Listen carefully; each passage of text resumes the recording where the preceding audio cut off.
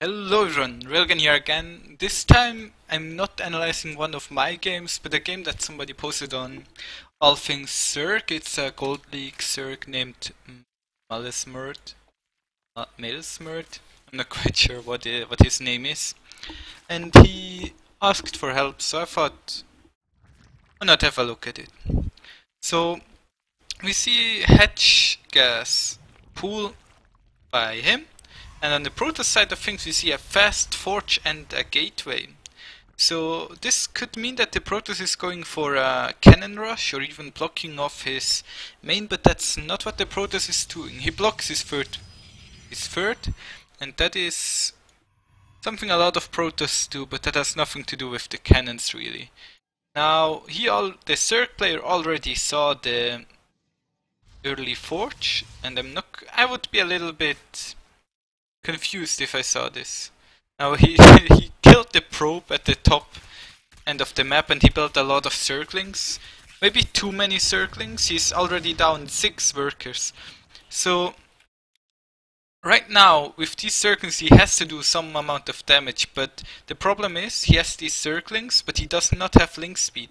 The Protoss however already built these pylons, and he can build a cannon here. He can overcharge the pylons with his mothership core that's almost done.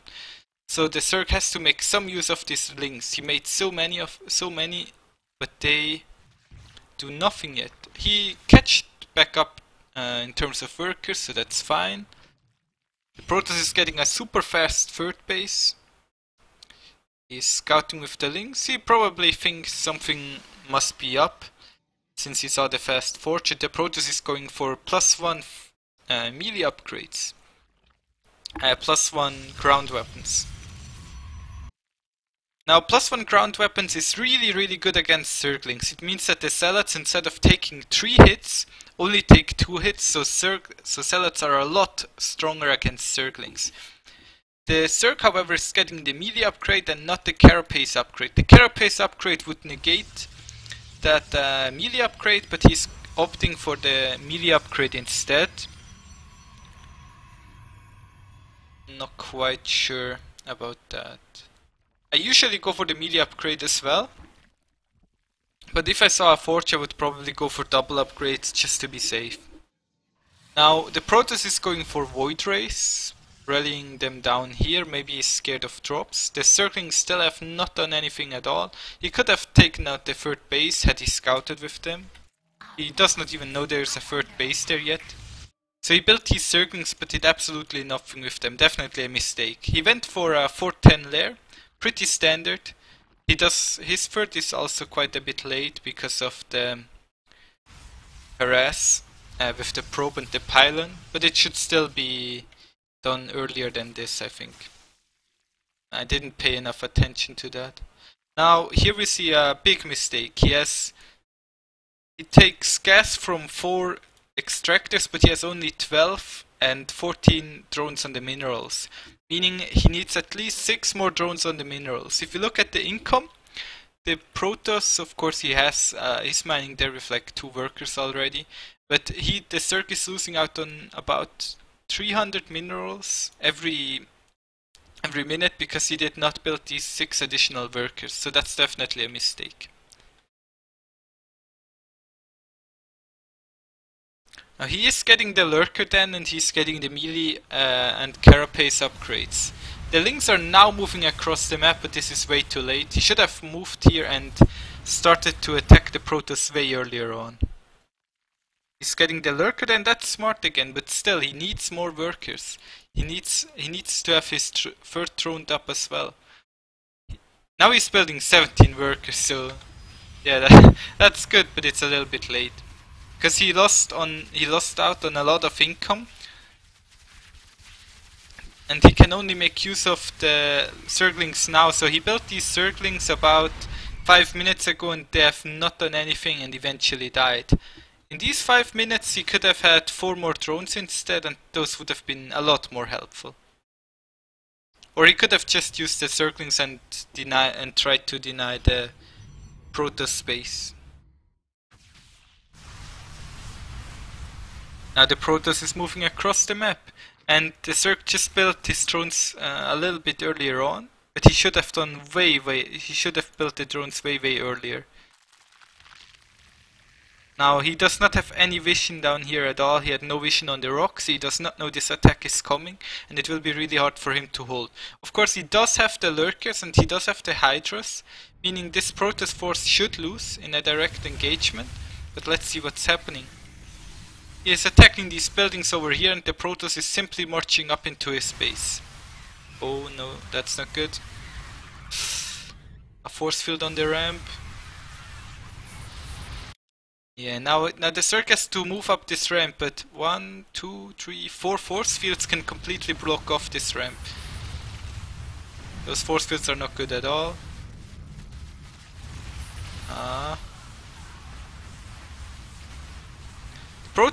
The Protoss made a smart decision when he moved over here. He has to be careful not to lose all his army. He should recall right now. Yeah, he recalls. That's very good. Now the Zerg is once again behind in terms of workers, and if you look at the minerals, it's catastrophic. Like he has so much overmins that he cannot spend. He needs to immediately build more queens and not panic. Like, he can still fight the Protoss army, but I'm not sure about attacking right now because while he does do damage over here, the Protoss has the potential to simply finish off his base.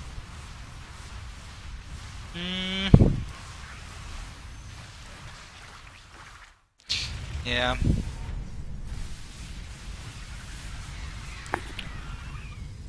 The Protoss has so many adepts right now. The adepts will destroy the lurkers really. Well, the lurkers might actually win against the adepts, depending on the way the adepts engage. But he simply has way too little. 59 against 158 supply. Let's speed it up a little bit. Probably the last engagement coming sometime soon.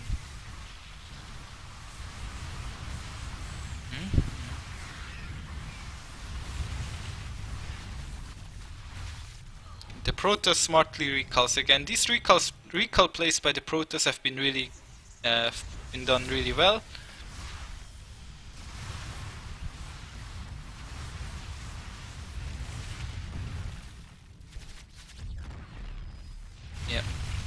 Yeah, it's not too much to be done. I mean, the problem is the Protoss is not building any immortals or what is this? The probes are all stuck. He's not mineral walking. He's not mineral walking them, so they all got stuck in his main. You are so fucking evil. I know. Aww. Now he recalls again. Oh, please just kill him. Come on.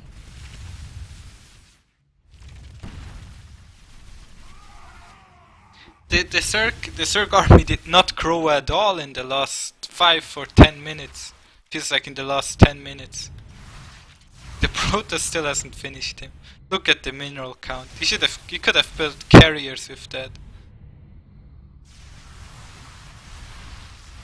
Not sure why he's so scared of 6-7 lurkers. Just engage and kill him.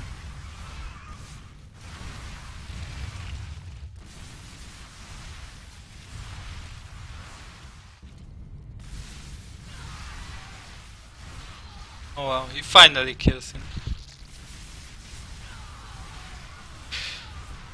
That's it, right? Oh no, he's making 11 more Hydras. But Hydra is... the Zerg did a really good job at trying to take the right engagement right there. I can definitely see that the Zerg knows how he should engage. He simply was caught out of position while he was trying to attack, because he was trying to attack at the same time the Protoss was trying to attack.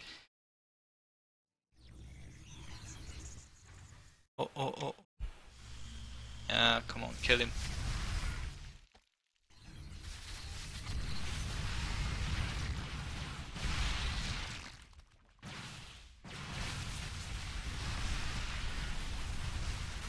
Is it bad? I hope you uninstall. That's so BM. You played well. Yeah, sure. Anyways, I want to quickly look at the major flaws that this Zerg player made. Let's have a look. So right now at 250, he's still mining gas, but he's not actually using that gas. He's building an evolution chamber, but he already has so much stockpiled gas. He should have taken a faster third, but now he has all this gas that he's not using right now, and he's not building enough drones because he built these links. These links could be right here, right now, taking out this third nexus, but instead they're just walking around at home. That's a big error. He's getting a fast lair, but he's not actually doing anything super early on with this lair. He built this evolution chamber, but he's not doing anything with the evolution chamber. He's getting the melee upgrade, but his main composition is not a lot of circlings and banelings, but hydralisks and lurkers, so the melee upgrade will not be useful either.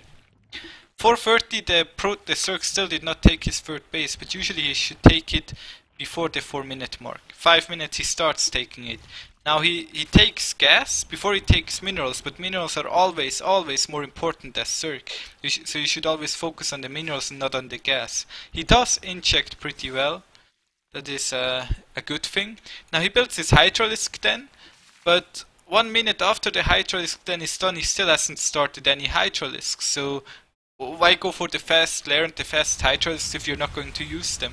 Now he's moving out with the links, but it's already way too late. He should have done that earlier on.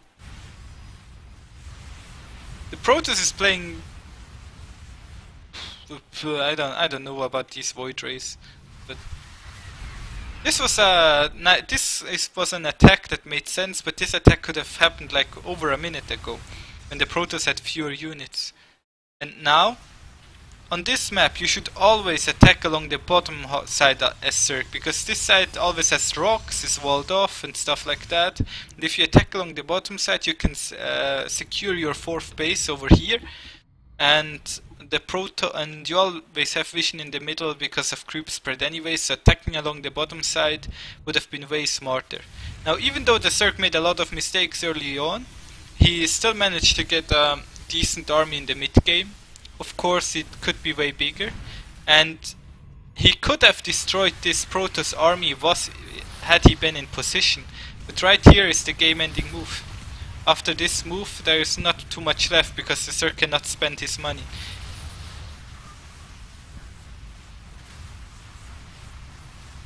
Had he just waited here with some lurkers and hydralisks and knew this army was going to attack, he could have easily cleaned it up.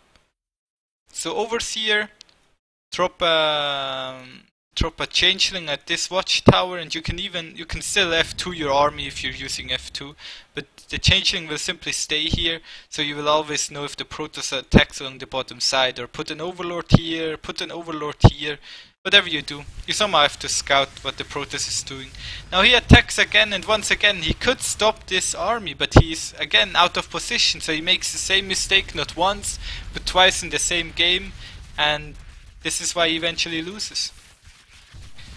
So I'm not going to go about the rest of the game because it's just 10 minutes of walking around in circles while the game is already over. But I hope you liked this analysis. I hope it helped you, Mr. Zerg player Smurd, and I'll see you guys next time. Feel free to subscribe. Bye.